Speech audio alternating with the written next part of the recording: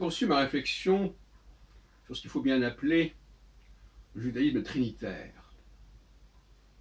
C'est-à-dire le judaïsme qui se réfère au moment fondateur, articulé sur trois personnages, Abraham, Isaac et Jacob. Et je répète encore une fois que on ne se réfère pas uniquement à Abraham. Souvent on dit c'est Abraham. Non. Quand Yahvé se présente à Moïse, il répète « Je suis le Dieu d'Abraham, je suis le Dieu d'Isaac, je suis le Dieu de Jacob ». Ce n'est pas du tout la même chose. Alors, je ne reviendrai pas sur cette ambivalence grammaticale et morphologique du Elohenu. Est-ce que ça veut dire notre Dieu? Est-ce que ça veut dire nos dieux? À mon avis, la forme Elohenu, ça veut dire nos dieux. Bon, si on peut me prouver le contraire, tant mieux. La forme, c'est une forme complexe parce qu'il y a à la fois le nous, qui est le sujet, nous, c'est notre Dieu, et puis l'objet, c'est Elohé.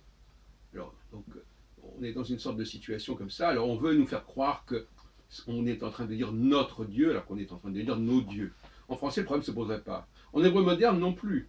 En hébreu moderne, on a employé une formule qui n'existe plus, enfin qui est Shelanu.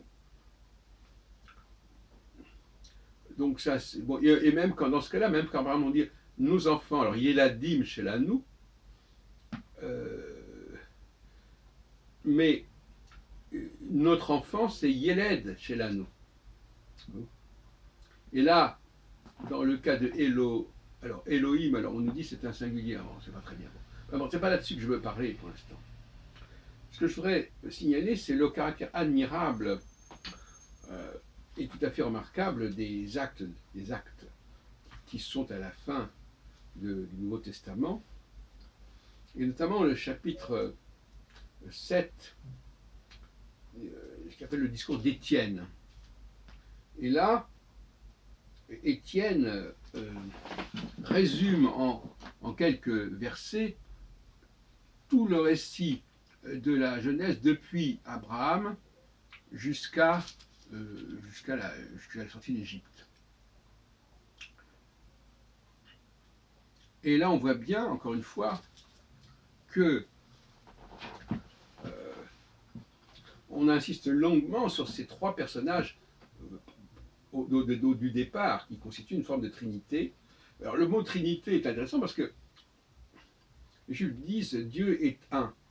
Mais les chrétiens aussi disent Dieu est un. C'est un dans la Trinité. Et je dirais que personnellement, il ne s'agit pas d'être chrétien, il s'agit de dire que probablement les chrétiens ont conservé une structure théologique qui préexistait chez les Juifs. C'est pas du tout la même chose. Donc, cette répétition, cette triple répétition, puisqu'on la trouve à la fois dans les Actes, dans l'Exode et dans la Genèse. Et dans la Genèse, lors de la rencontre, de la dispute entre Laban et Jacob, qui allait bientôt devenir Israël. Et là, ce qui est intéressant, c'est qu'en plus, on rajoute le fait que, pour garantir un pacte de non-agression entre Laban et Jacob, on fait appel au Dieu d'Abraham et de Nachor. Et l'hébreu dit Yishpetu, que c'est Dieu nous. Bon, alors les traductions parfois prennent le singulier. C'est la même chose, on joue tout le temps là-dessus. Ce qui doit être au pluriel est au singulier, ce qui est au singulier doit être au pluriel. On joue totalement sur cette idée. C'est extrêmement ambigu, mais c'est intéressant parce que la Trinité elle-même est ambiguë. Donc c'est assez normal quelque part. Donc ce fameux Étienne, il nous restitue le livre de la Genèse et de l'Exode tel qu'on le connaissait de son temps. Et on voit bien que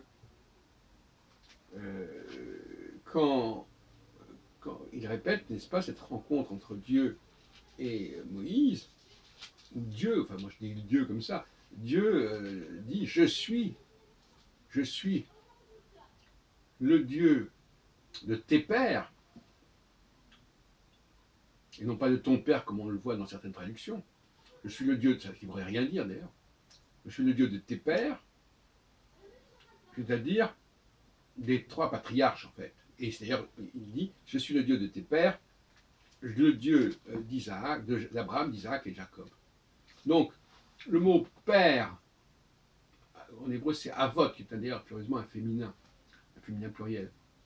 Avot, je suis le Dieu de tes pères, le Dieu des pères. Donc, le mot père est important dans la théologie juive, mais non pas pour désigner le Dieu lui-même, mais pour désigner le Dieu de tes pères. Alors, il pose des questions de savoir évidemment si ce Dieu de tes pères n'a pas été inventé par les pères, ou si c'est le Dieu qui a été vers les pères. C'est une autre question qui est assez compliquée aussi. Mais le judaïsme est la religion des pères. Sous le mot père, en fin de compte, on entend la Trinité. Voilà, on dit les choses comme elles sont. C'est un homonyme, c'est un synonyme de Trinité, on va dire les pères. En sachant qu'il y en a trois, et que ces trois pères sont censés s'être succédés, bien entendu, de père en fils. Maintenant, est-ce que c'est un récit historique ou est-ce que c'est un récit symbolique? Ça, c'est une question qui se pose. Mais en fait, au bout du compte, on est dans un processus trinitaire. Donc, alors maintenant qu'on nous dise que cette trinité ne fait qu'un, ça n'a absolument rien d'extraordinaire, puisque c'est tout un débat. C'est effectivement c'est toute espèce de dilemme, c'est à la fois pluriel et unitaire. Et justement, cette confusion entre le un et le pluriel, le singulier et le pluriel, elle est constante, puisqu'on la retrouve, comme je viens de le dire tout à l'heure, dans la construction grammaticale, où à un certain moment, on ne sait plus très bien distinguer dans la conjugaison ce qui est au singulier et ce qui est au pluriel. Question d'ailleurs qui est constante, puisque même en français, dans bien des cas, on n'arrive pas à distinguer les deux. Il chante, à l'oral, c'est aussi bien un singulier qu'un pluriel, etc., etc. Donc, il y a une espèce de nœud compliqué entre le singulier et le pluriel, et la Trinité, justement, c'est ce qui unifie l'opposition entre le singulier et le pluriel. C'est-à-dire que la Trinité, c'est à la fois un singulier qui est un pluriel et un pluriel qui est un singulier. Voilà, donc je crois que c'est très intéressant, même sur le plan linguistique, sur le plan anthropologique, cette espèce de situation d'interface entre singulier et pluriel qui est résolue par la question. Donc en quelque sorte, la Trinité, c'est la résolution, c'est l'unité.